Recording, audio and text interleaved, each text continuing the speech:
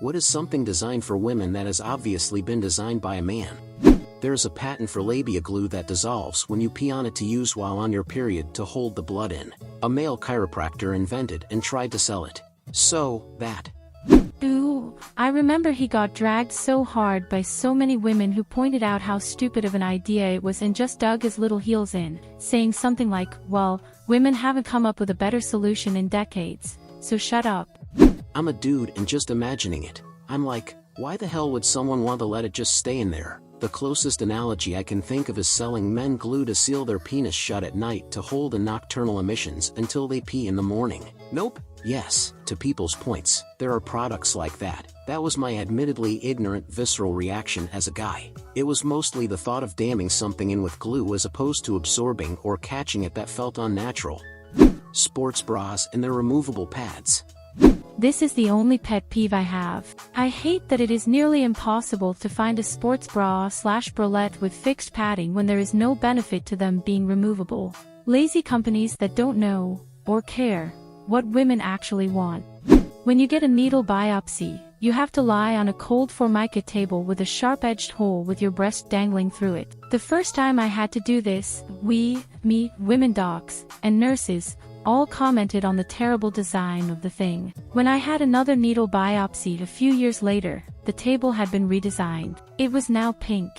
Every single gyno procedure and lack of pain meds given for it. The IUD was invented by Richard Richter in 1909, and the design was updated by Ernst Grafenberg. The fact that they insert them without proper anesthesia is just crazy. Source: I'm on my second one. For the uninitiated, they force your cervix open with a plastic needle nose wrench, and it's held open while they place the IUD, which should only take a few seconds. Sometimes they smear a local medication on there for numbing, but that's not effective. It's about 30 seconds of acute pain, 3 days of cramping, but I estimate it's worth it because it buys me 5 whole years of no periods. On balance, it's worth it for me.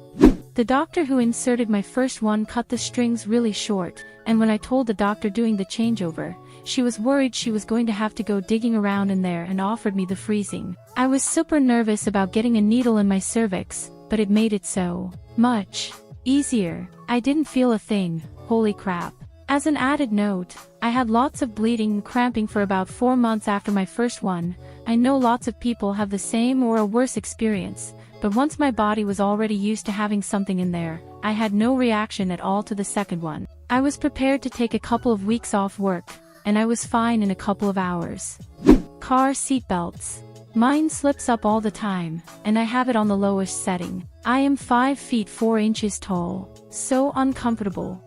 They didn't even use smaller, female-sized crash test dummies in cars until fairly recently. Women are like 74% more likely to be injured in frontal road collisions because vehicles are designed with the average male body in mind. Razors. I just buy the regular man version if I want to use a razor. Never understood that pink tax thing. If the other one is cheaper, just buy the blue one. They're all made to cut hair. It's funny that there's a pink tax and a black tax. Blue tax? A man, wanted to buy some wet wipes to put in my motorcycle camping bag and looked at the man wipes in super sexy black packaging and noticed that the price per wipe was way more expensive than basic wipes that were next to them. In fact, there were about half the wipes for twice the price. Next thing you know, they're going to jack up the price for unisex wipes as a specialty item.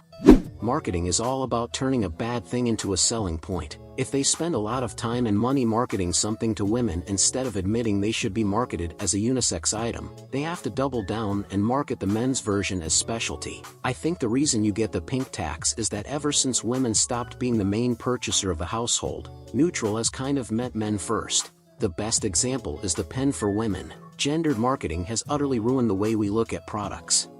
Most women's shoes are shaped to be long, thin, and pointy. My feet are not long, thin, and pointy. They are foot-shaped, and shoe shopping is a hassle.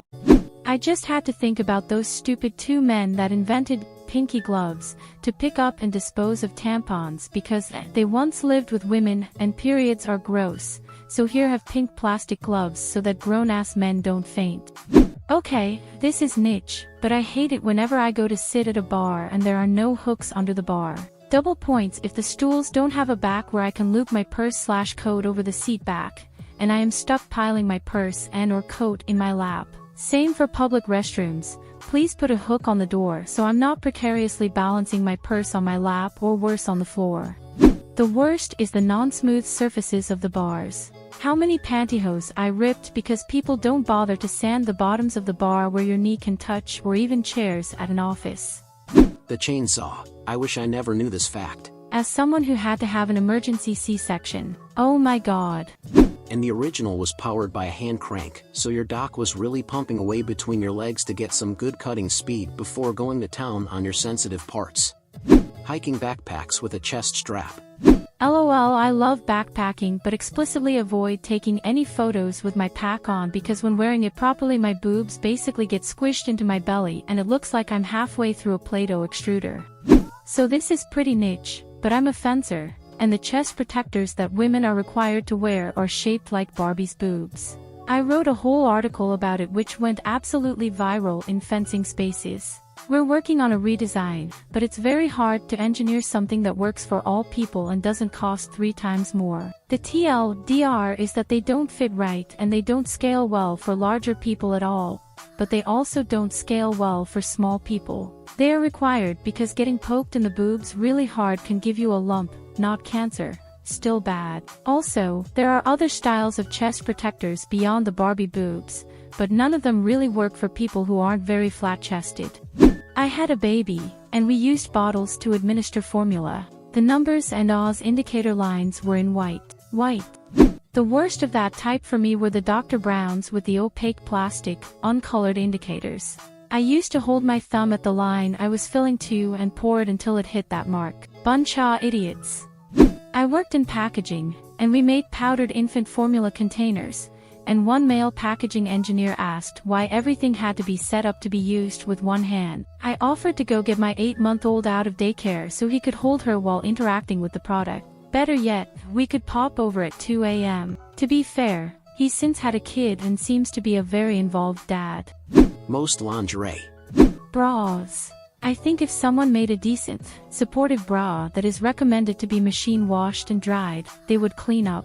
I do it anyway, but they don't last long if you don't hand wash. Whoever came up with this idea that women actually like to hand wash their bras and have them hanging around cluttering up the bathroom or laundry room to drip dry has not spoken to a woman in a century or so. Washing machines and dryers have delicate cycles, and we have net bags to put them in. There is no reason regular bras, sports bras, and bralettes and such should need hand washing. We talk about the pink tax. What about the pink time tax? Who has time for hand washing? Tampons, considering they didn't think to test them with actual blood until last year. Mammograms. I keep getting ads for a company who makes a machine where the woman lays down and lets her breast hang into the machine, so no squishing.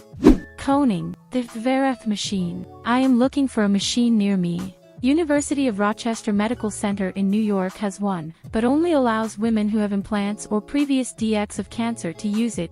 Don't know why they put that restriction on. I am pissed. I wrote a complaint to one of the doctors.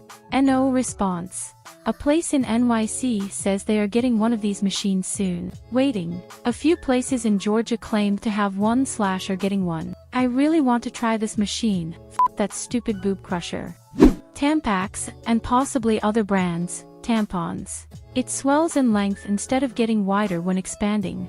It's pushing you in spots nobody wants to ever feel pressure, in my opinion. It's just not correct anatomically speaking. Apparently, many got genuinely sick from using them due to this. I haven't seen any official reports to be fair, just reading it up on the internet and some anecdotal evidence, and it's causing pain for others, including me. It hurt like hell and definitely was not comfortable at all at any point. You just cannot not feel it. When I lived in the UK, I either had to spend a smaller fortune on buying OB tampons from various sites on the internet or ask someone to bring me some when they were visiting a country that had them, as they're not being sold in the UK. I tried several other brands, including Lidl and drugstores' own brands, and while OB was the best in my opinion, most were not as uncomfortable as Tampax was besides a few. I do apologize for not naming more, but Tampax is the most common as far as I've seen, and I've tried so many brands I just can't remember their names.